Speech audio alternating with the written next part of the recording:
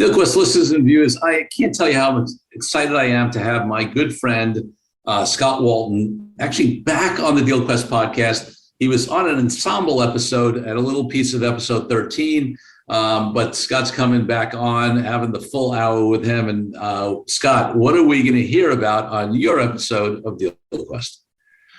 Well, you'll hear about 3 acquisitions I've made. You'll also hear not only the nuts and bolts, but what it can mean to your culture and why you should keep an open mind to acquisitions. It can change you and the people around you for the better and provide freedom and independence in many ways for you and your family for the rest of your life. I love it, folks. And listen, within that, Scott has a very unique, and intentional approach to life and culture in his firm. And we're going to talk a little bit about how that impacted, these deals and his own succession planning as well. So check out Scott Walton's episode of DealQuest coming up. Do you want your business to grow faster? Are you open to new and out-of-the-box ways to drive revenues and increase value? How do you imagine the most successful entrepreneurs and business leaders double, triple, or expand their businesses tenfold or more? The answer is deals. This is a weekly podcast featuring conversations with business owners, executives, and leaders as we reveal behind-the-scenes details that give you, our listeners, the confidence to pursue your own deal-driven growth. On the show, we discuss a huge variety of deals, everything from large, complex mergers and acquisitions to smaller deals that you can do even without significant capital. My name is Corey Kupfer, and I've been supporting deal-driven growth for businesses for 35 years as a successful entrepreneur, professional negotiator, and attorney. My goal is to help you strategize, plan for, find, and complete deals that will help your company grow faster. Welcome to the DealQuest podcast. Let's get started. DealQuest listeners and viewers, I'm so excited to have my good friend Scott Walton on the DealQuest podcast. Having been in the securities industry since 1992, Scott founded Walton Financial in 1999 with an entrepreneurial spirit and a desire to keep to more completely help people's plan for their lives. He was thrilled to be a business owner and to have the responsibility of maintaining and growing his own firm. He and his firm offer a highly individualized approach to working with clients through the goal-focused saving, estate and tax planning, portfolio development, asset allocation, education planning, retirement, income strategies, insurance, and group benefits. Companies and individuals trust him to serve their families, giving financial advice based upon age, needs, income, and tax situation. Scott Walton, welcome to the DealQuest podcast. Honored to be with you, Corey. What a treat. I'm excited to have Scott back on. He was actually, as part of a ensemble episode, we did back all the way on episode 13, and this is going to be episode 149. So he was, in the first quarter of the start of this podcast, and now we are approaching our 3rd year. And I'm happy to dedicate a whole episode to my friend Scott Walton.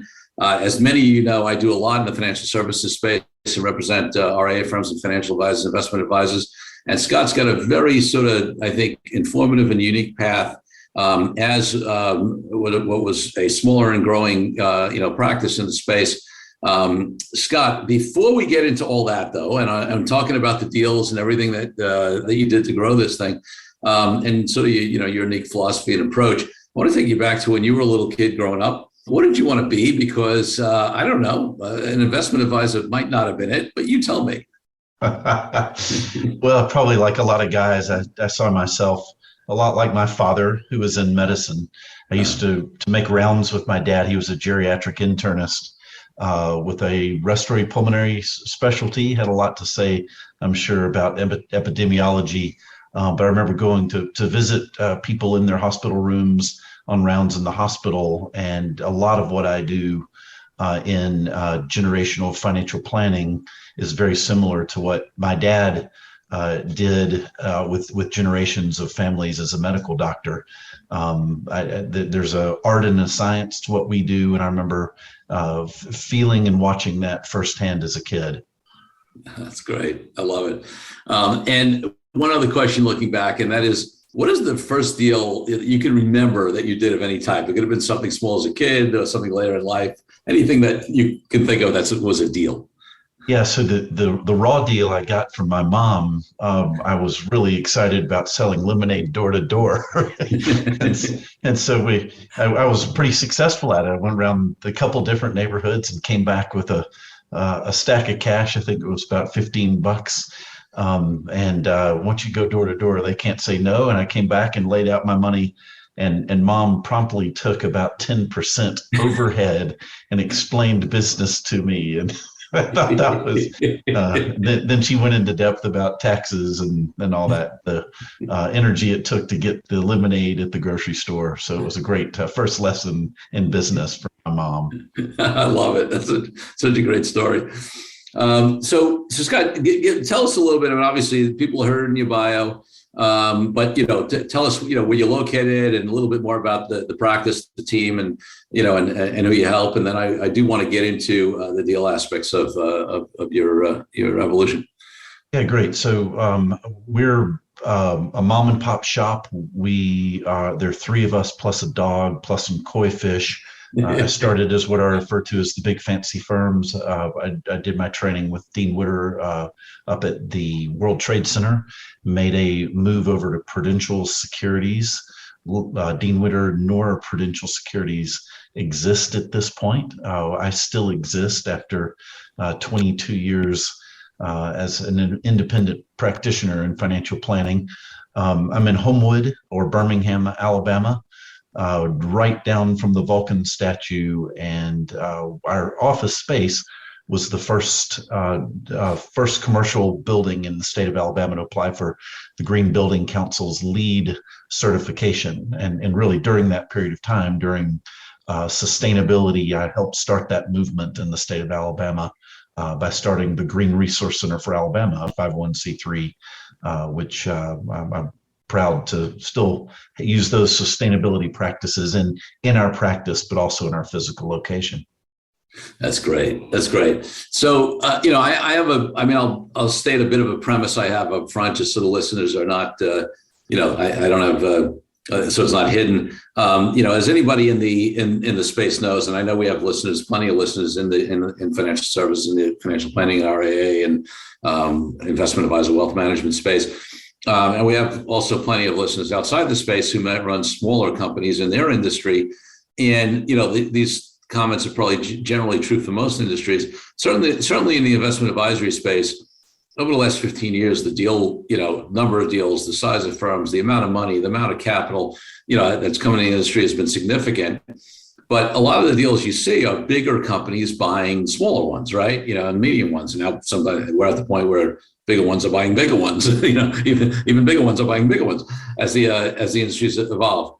What so many of my contacts and clients who are on the smaller side would like to be buyers as opposed to sellers, want to find a way to grow through deals inorganically, in addition to their organic growth, and sometimes struggle with it. And you've done 3 deals, two a larger size, one smaller one, that have more than doubled, in fact, almost tripled your business from the start. So, I'd love you to talk about that journey and those deals, and how you've been able to do something that a lot of firms your size have not been able to do.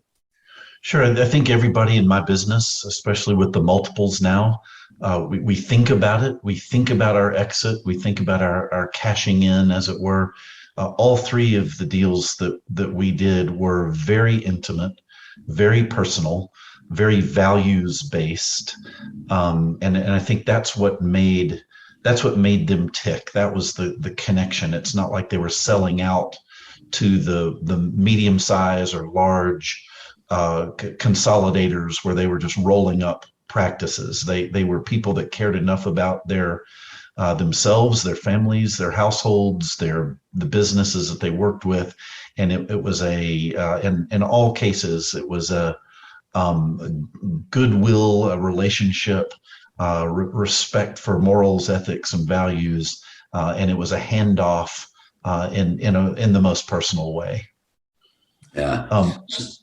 Sorry. So yeah. So yeah, Scott. Let's break it down a little bit, right? In other words, it wasn't like you were out there hiring an investment banker or a recruiter or whatever to shop for deals, right? Tell us about specifically how these deals came about.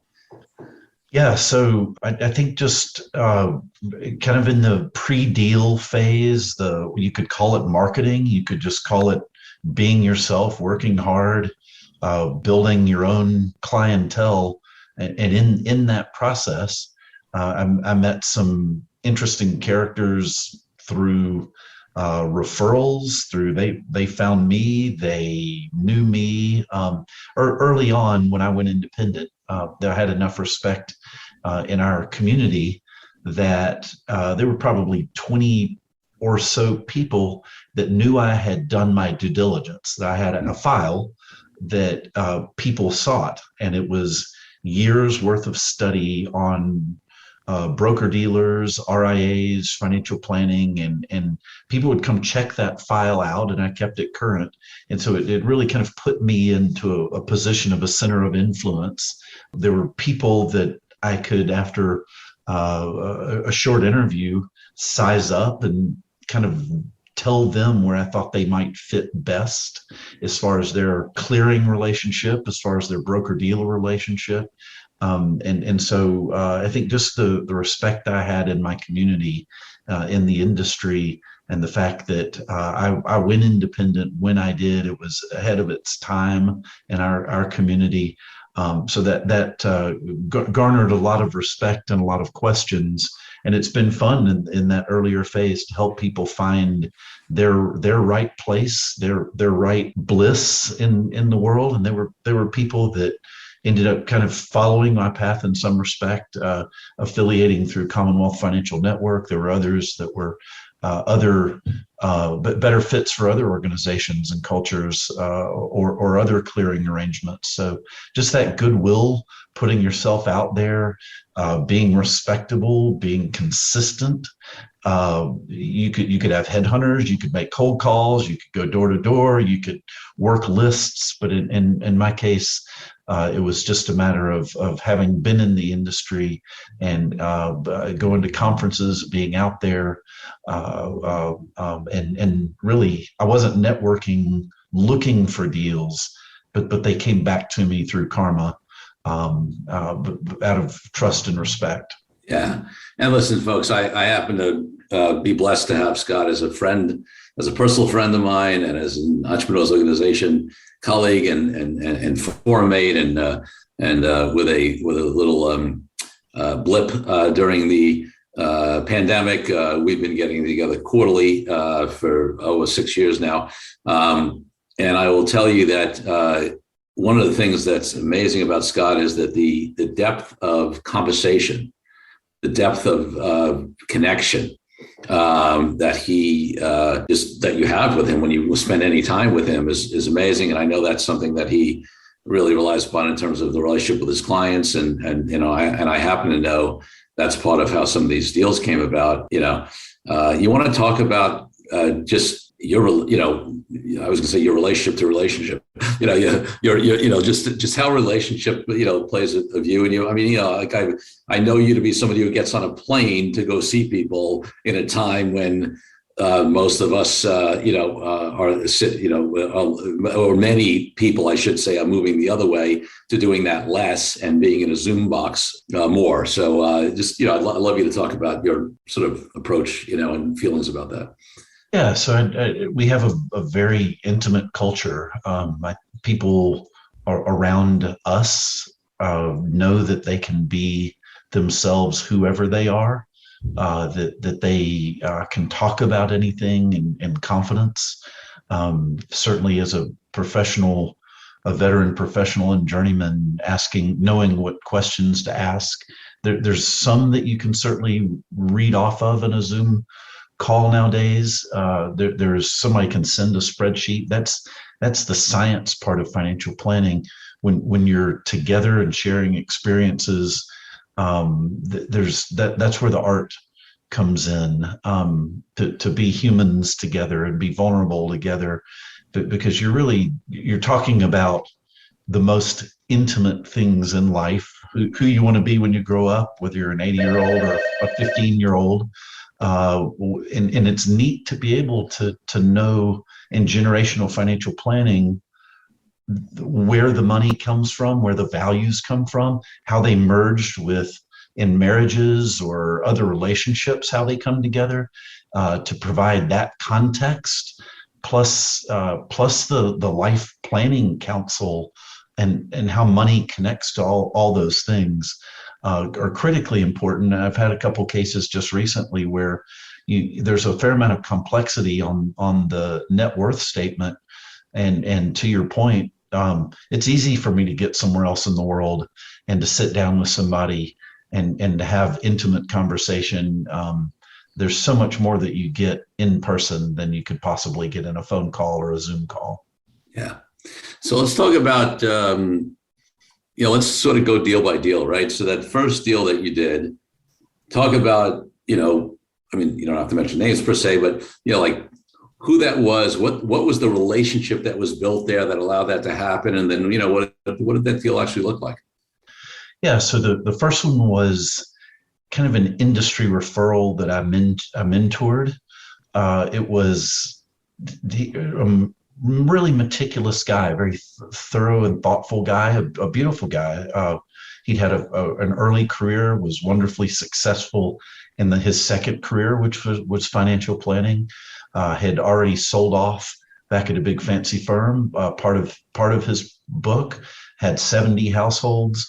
Let his lease lapse, and for 3 days out of the month for 7 years, we saw his clients together, the 70 households, on 6-month increments, like a dentist or a doctor in some cases. Very, very methodical. When I use the word consistent, he would ask me the same question in different ways over several years. And one of the biggest compliments I ever got in my career was, he said, "You are just remarkably consistent." That meant a lot to him. It kind of at the later phases, his clients were wondering when he was going to phase out. He ended up going on a sabbatical for 6 months and came back. And after 7 years, we put that deal together quickly, but it was set up as a continuity plan that if he died, his spouse, his widow, would have had a value to his practice. We used a few parts in that. We had your moving parts are the money that it takes upfront or over a few year period of time, or sometimes a combination of the two. He had a staff person that we talked about the continuity of that staff person, and then the time involved in that. And so there was a fair amount of practice management, of back office things that had to occur that we sought professional counsel with, and we brought in our CPAs and our attorneys. So those were the behind the scenes things. And it was as traditional of a professional management firm's handover as it comes. Whether it's a doctor, lawyer, CPA, very traditional. He took his own medicine, eventually rode off into the sunset. He retired, and it was, and I miss him. I love him and I miss him, and his clients do, and they're still great relationships that we have, and now we're working, multiple generations in those practices. But it was about as traditional as it comes. Any questions on that first deal? Yeah, so it's interesting. I just want to make some points. So obviously, you want to talk about one of the things we always say in succession planning, the best time to start is now, and the next best, time, the best time to start was yesterday. The next best time is now, and if it's not gonna be now, it better be tomorrow, right? Because you just keep your options open, and if you look at it from the seller's point of view, in Scott's situation, right? He had somebody that had been working with his clients, that they had a relationship with for 7 years. You want to talk about continuity. You want to talk about, I'm sure, and I happen to know this, just offline, that a high percentage of client retention, right? Because it's not some sudden change. Commitment to the clients know that, this is the guy, so the level of planning. And I happen to know that was very successful for you, for him, for the clients, right?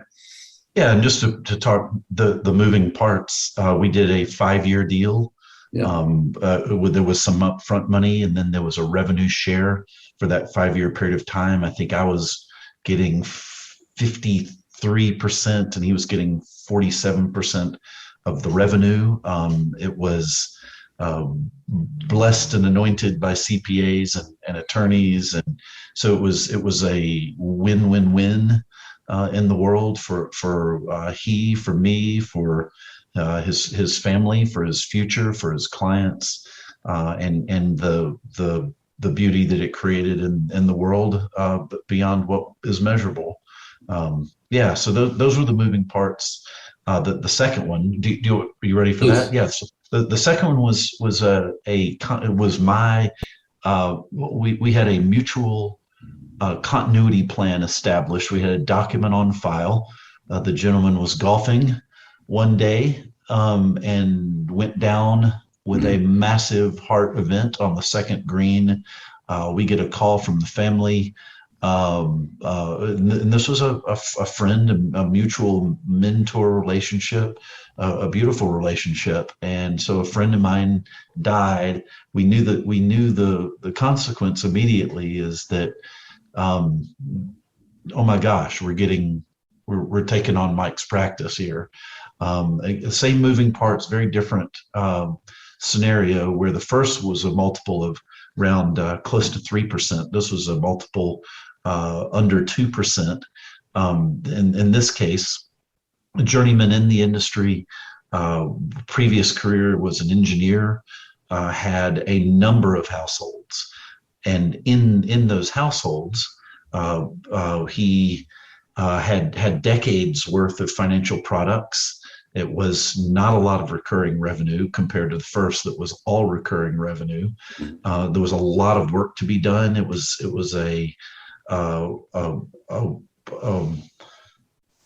an act of love also to step into that role. We had to, in meetings, which took 2 years to really digest that practice fully, because it was so dynamic and so different. The thing that we had to get pretty clear with clients was just we were oriented in a very moral, ethical way, very similarly, before we could even we had to grieve together, and then we had to move into how we do things. And because a lot of them were engineers, we put together blueprints or allocation plans. But in this case, the widow, so we closed down that office, brought in the son-in-law, who was the right-hand man in the practice. We did a different deal, and it was a very quick deal. Again, its value in the marketplace wasn't as high, but because it was a mess. It was unplanned for, but luckily he had a plan for the continuity and the succession to occur. And in this case, I wrote a check for about $25,000 a year every December. The revenue share was very different. I think I was getting about 75% of the revenue from the practice. She was getting 25%, and it was also a 5-year deal. Practice management, the back office at Commonwealth in this case was incredibly useful. The son-in-law was the spokesperson for the family, and he works here every day. He was a critical part of the transition to hang on, and I mean, to give you the closeness of the relationship, I was at his wedding many years before, and so to have Brian come to work with us as a result of his father-in-law's death was a beautiful part of the transition, and I get to hang out with him every day.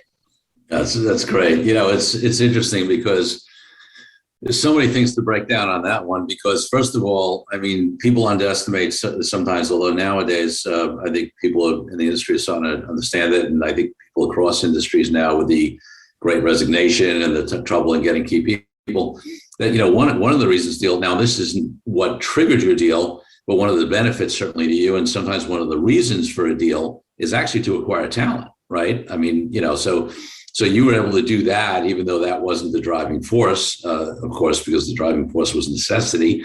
But that, that was a great benefit. And then the other thing that's, interesting, and this is why, I mean, advisors are getting tired of hearing it because it's been, 10 or 15 years that us professionals have been harping on, and the custodians and the media, everybody's been harping on succession planning. But this is a great example where, because, unfortunately, I've seen, yes, this was a mess in a certain way because it was unexpected and et cetera. And yes, the valuation wasn't top dollar, but the family got very fairly compensated for under the circumstances. And and this is the biggest thing you got to understand, without, at least they had that continuity plan in place, and they had Scott, ready to go, because without that, I've seen practices dwindle away to no value. Forget the multiples. The multiples don't even matter because there's nothing left as a base to have a multiple on, right? So, and practically, especially if somebody's a solo owner, now, of course, sounds like we had the son-in-law in there as an advisor, but, I don't think he owned anything. What happens sometimes is that, trust estates attorneys get involved, and they're very well-meaning, but they don't know the industry and they don't understand how quickly the value of that asset is dissipating. And in the time for them to do their due diligence and advise the family, the entire value of the practice is gone because clients have left, not because they don't care about it, but that they need somebody to provide support. And if you go months and months and months without a solution, it becomes a problem. So this was a gift, that thank God this advisor had, the plan in place, and Scott and his team were able to jump in quickly. Yeah. And that also brings up a good point in the traditional financing. If you went to your bank back when we did that first deal, or even the second, there were a few oddball industry specialists that could value a practice, but nowadays, with the velocity of deals going on, they are fully aware of what the value of a practice is. But luckily, back in the day, I had to have a really understanding, trustworthy banker that really knew the value of practices. That didn't exist back there. I knew of advisors of various sorts that tried to find financing that couldn't, because hardly anybody understood how financial planning practices worked. But now it's robust, and there's a lot of money chasing. It's definitely a seller's market, and there's financing that traditional and non-traditional willing to back it nowadays. No question. And it's amazing what's happened in that area in the last, 10 or 15 years, because you're right. I mean, I've told this story before, I want to get into detail, but I remember probably about 14 years ago, I was trying to convince a bank client of mine that owned an RIA firm and only bought one, and then right before the financial crisis, and never continued with their plan to buy it because they had to focus on their core value, and then had to divest it. And I was helping them get out of it. I told them that they shouldn't own RIA firms, investment advisory firms. They should lend to them, right? They should, that was a great business. And they were actually looking at it when the CEO changed banks, and it didn't go anywhere, and then that was just around the time that Live Oak had come into the industry. And then, then you had Oak Street, and now, you have, so many, forget it. And there was little to no private equity in the space back then, and certainly not minority investors, folks like Skyview have come in and been, huge lenders, and now also do some investment banking in the space. But you didn't have that back then. Yeah. So you had either seller financing, or you had, people that were relying upon their individual banking relationships, and, and being able to convince a bank that didn't know the industry really that this was a good, thing to underwrite. Let's take a break from the show for a minute so I can invite you to a new way to determine your deal readiness. I created a fast and easy assessment that will determine exactly how deal ready you are. Once you complete the assessment, I use your responses to identify the obstacles that are holding you back from being a deal-driven growth genius. It's as easy as heading to CoreyKupfer.com/assessment. That's CoreyKupfer.com/assessment, and filling out a few multiple choice questions. I'll be checking in after the episode to see what your results are. Now back to the show. So So these, do I remember correctly that deal one and deal two overlapped each other in terms of the payment periods? There was a time in which you were heavily in debt. Right. Yeah. They definitely did. Probably by there were a couple years. It seems like that they did overlap. And I remember asking my CPA, who had blessed the first one certainly. At what point will I feel wind at my back? And I ask that every year at tax filing and with counsel. And I was skeptical enough to go get a second opinion. When will I feel wind at my back? But certainly you eventually do. You intuitively know its value and it's going to work. I think probably. What I underestimated personally, I probably should have just set aside the revenue into a tax prep account, just because you're showing more income and have prepared for that. That caught me by surprise, especially with that first one. I got better at it the second one, and was fully prepared for the third one. Yeah, and the third one was a smaller tuck-in, right? Third one was a friend going way back in the industry, a different broker-dealer relationship. He had a kind of a traditional stockbroker type of relationship with his clients, but he, in early fall, I believe 2019, he said, my wife is retiring from teaching. My father's elderly and is terminal. That now is my time. I trust you, and only you will you pay me. And he just gave me a number, and it was an opportunity to help a friend in the industry save face for his time. Frankly, it was more of that than anything else. The accounts weren't profitable. It was not a lot of money in the grand scheme of things, and to be able to take that compliment that you're my guy, and I see you as my exit, and I get a little bit for my decades worth of work. That was the right thing to do. It wasn't a great fit necessarily with the handful of clients that he was working with. Some we've converted and are profitable and good relationships, and including he and his family. But that was it was over the course of 1 year. I wrote several checks from the business checking account. He felt good. I felt good. We're still good friends, and his father indeed did pass away, and I'm glad that he was there for his wife as she was retiring, and his father as he was on his deathbed.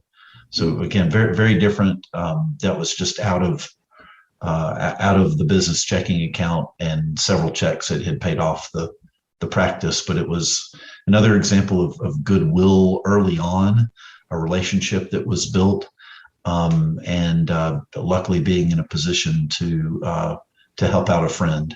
And isn't that what life's about? Yeah, I love that. And I love that, that's always your approach. One question on sort of integration of these deals, and then I want to talk a little bit about the other side of things on your succession planning.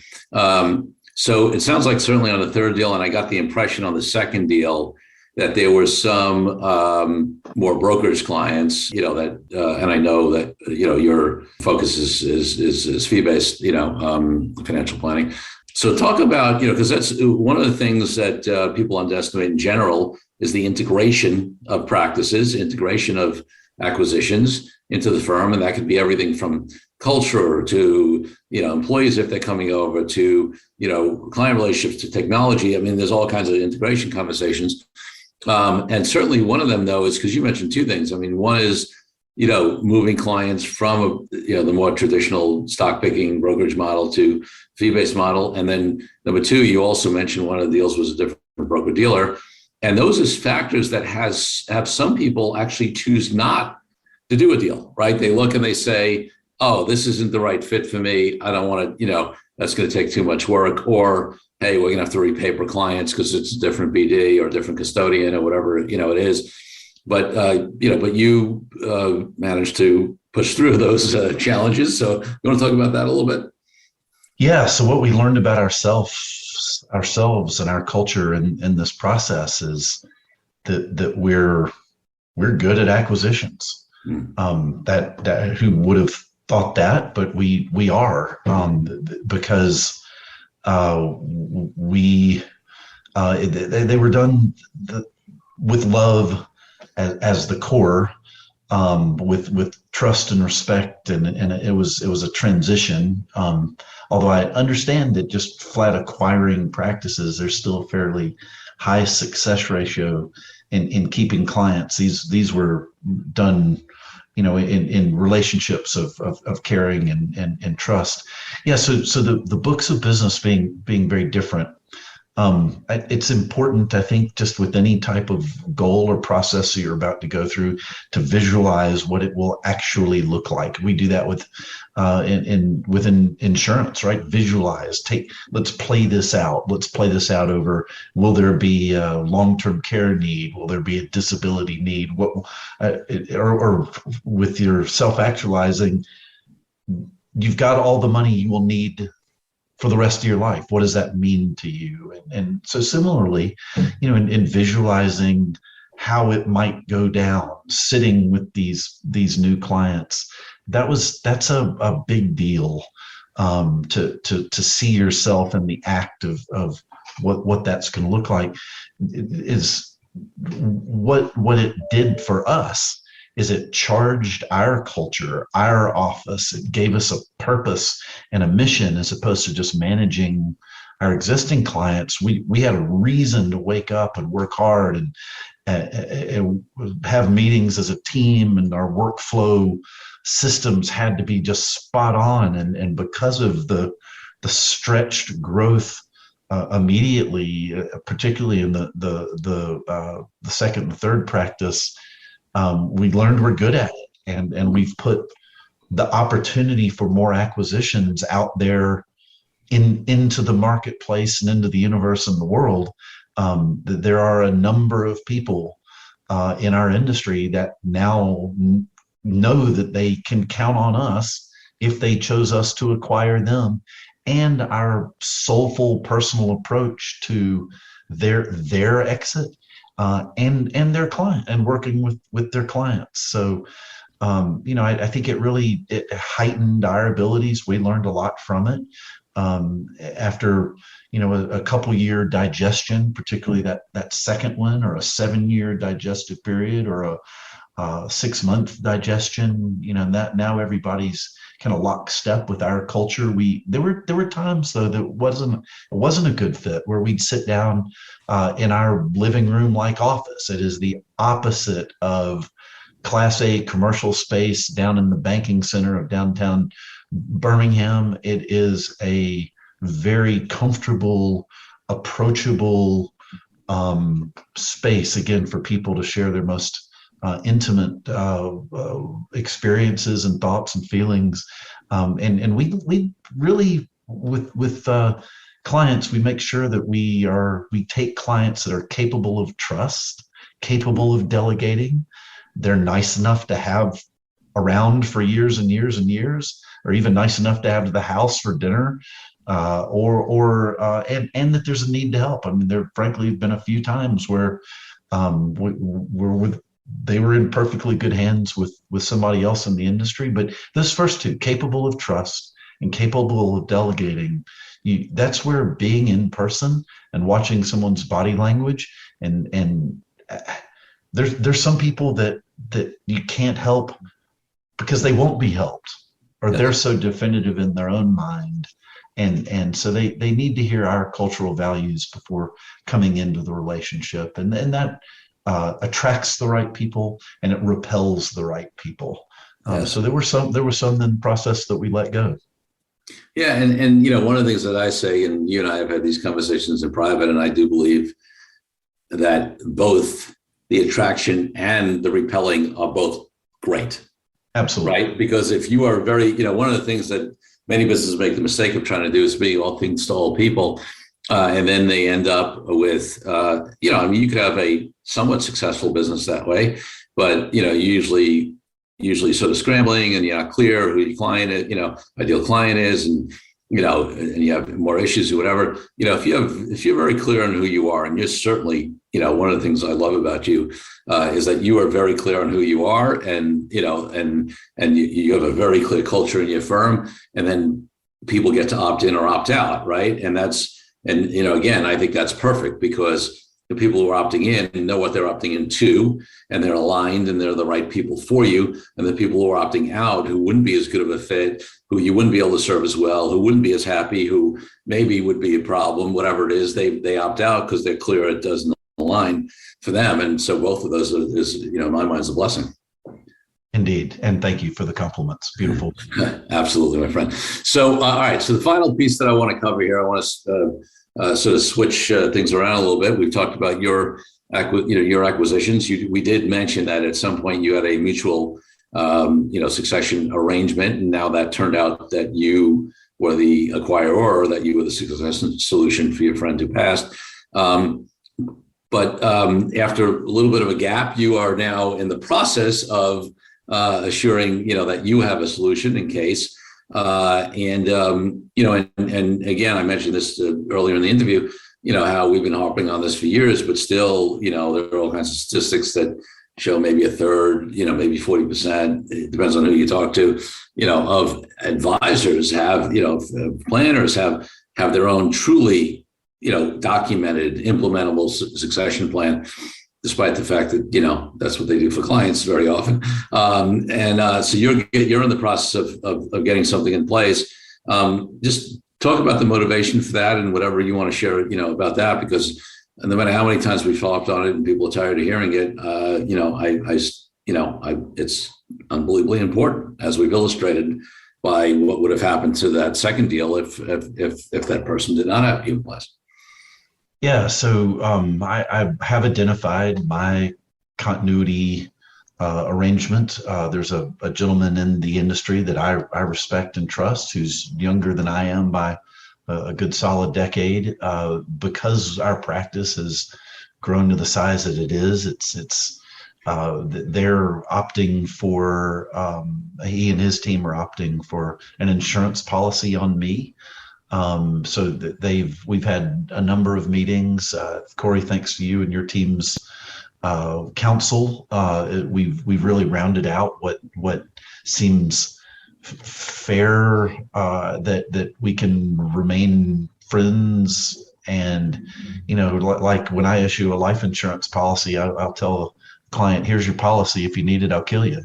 I hope to put it in a file and never need it. And eventually, when I want to ride off into the sunset from wherever in the world and take my own medicine, like Rick did in that first acquisition, that continuity plan in case of the worst case scenario, which means the coverage for my wife and my 4 children, and that they know what to do if something happens to me. We've gotten a lot of those details worked out, certainly have the experience from our acquisitions, but they started out as continuity plans and then succession plans. So it's something that I've spent a lot of time and thought about who's worthy of my people and my family.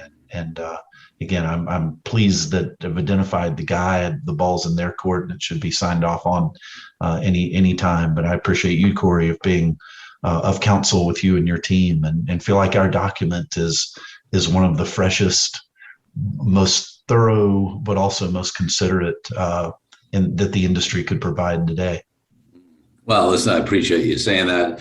For me, the theme I want to bring it back to is, again, this is not somebody out of the blue, right?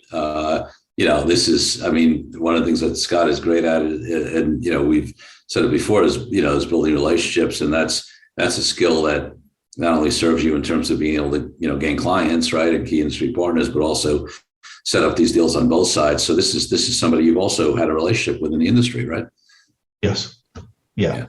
To me, that soulful and personal handoff is critical. I think our culture would expect nothing less of me.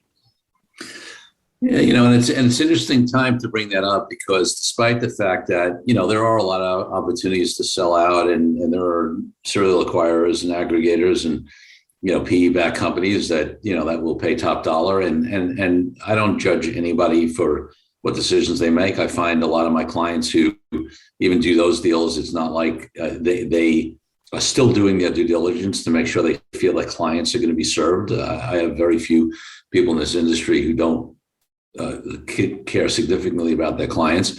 And for some of them, those bigger, firms will work for the type of clients and type of practice they have. But for some, it's just not the right fit. And it would be too much of a disconnect, and they don't feel like these firms. And again, it's not necessarily that they think they're evil people or anything, but it's just the business models, the way they, set things up, the sort of systematic. The lack of the level of personal approach maybe that they give, the lack of customization, maybe the way it's staffed, maybe the fee structure. There's a lot of reasons why sometimes advisors don't want to sell these places, even if it may mean a big check, and to have alternatives. Of folks that come from a different place. And I have another client I'm doing a deal for, and I've said to them, that the target, which is a decent sized firm. I mean, I think they're and they definitely have offers that are at a higher number than what my client can do, because my client is not an aggregator, is not a PE-backed aggregation firm. But there are different things that my client brings to the table in terms of alignment of investment philosophy, in terms of an opportunity for the primary guy to stay on and and make sure his clients are well taken care of. And I won't go into a lot of details, but the point is that they are able to present a value proposition that is different. And yes, it's the part of the value proposition is not we'll be able to match the aggregator's top dollar number, but there's other things they bring to the table. And I feel like, Scott, you're really in that position as well, being as clear as you are on on what you offer and the relationship that you've built with these folks. Yeah, thank you. And it's, even though at the very beginning of the call, I made it sound like we're just a couple folks hanging out in our clubhouse. We're in 32 states now, and part of that is because of the acquisitions. And so when you say get on a plane and fly, it's really cool to take a referral or a new acquisition and say let's get real together. And really get to know each other in an important way. And, part of that is being able to span the country and being open to that as a possibility. Yeah. That's great. And listen, like I said, I know from experience that those interactions include amazingly deep conversations. Scott is one of the most well-traveled, well-read, student of history, fascinating conversation. It also, if the other party is so inclined, may include some very, very good wine or maybe a bourbon, and Scott is knowledgeable in those fronts as well. So without giving away any of your secrets, Scott, I just, listen, I appreciate you in my life. I appreciate you coming on the show. I'm going to ask you to let people know where they can find out more about you, and then we'll close with my final question. Excellent. I'm again Scott Walton in Birmingham, Alabama, and my phone number is 205-871-0154. And you can find us at waltonfin.com and email us scott@waltonfin.com. Love it, folks. I'll tell you, the fact that very few people give out their phone number first these days, that should tell you something about what we've been saying about Scott Walton. So Scott, my final question, my friend, is, as you know, freedom is my highest value in life. It's means to me everything from freedom from oppression from all people around the world to why I've been an entrepreneur since I was 15 and had my own, law firm for over 30 years. What does freedom mean to you in your life and business, and how does it apply? So that's a real Corey type question. Freedom to me is space and time, and how I use that, like you mentioned, is travel and experiences. I love a good quest. If I can pair it with literature, alcohol, and friendship, that's living rich to me. A lot of people define rich by money, but to me, it's depth of life, which comes from experiences and connections, and to me, that is the ultimate freedom. Love it, love it, love it. Scott Walton, thank you so much for being a return guest on the DealQuest podcast. Love you, brother. Thank you for joining me on this episode of DealQuest, where we help you understand how deal-driven growth can be your ticket to freedom. I want to invite you to a unique way to tap into the wisdom and experience of the DealQuest community. Join the DealQuest Deal Den Zoom calls, a free monthly 90-minute mastermind. In the mastermind, we address all the challenges you may be facing and help support you with the opportunities that may arise in terms of deal-driven growth. You will get input not only from me, but all the members on the call will collaborate and serve each other in a mastermind format. To sign up for the free mastermind, go to www.corykupfer.com/dealden. That's corykupfer.com/dealden. I'll see you there. I'm Corey Kupfer. Until next week, wishing you the freedom and financial prosperity that I know your DealQuest will bring.